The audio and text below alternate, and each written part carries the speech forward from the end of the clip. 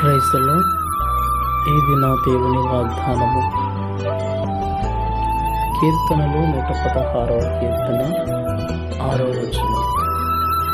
నేను కృంగి ఉండగా ఆయన నన్ను రక్షించును. ప్రియ దేవుని ప్రజలారా, ప్రభు అయినటువంటి యేసుక్రీస్తు వారు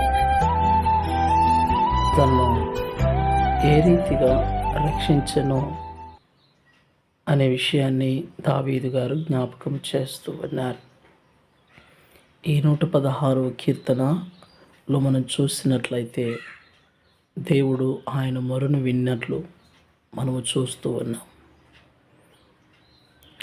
దేవుడు ఆయనను ప్రేమించాడు. ఆయన కృంగినటువంటి ప్రతి పరిస్థితిలో నుండి దావీదు గారిని దేవుడు రక్షించినట్లు మనకు కనబడుతూ ఉంటుంది.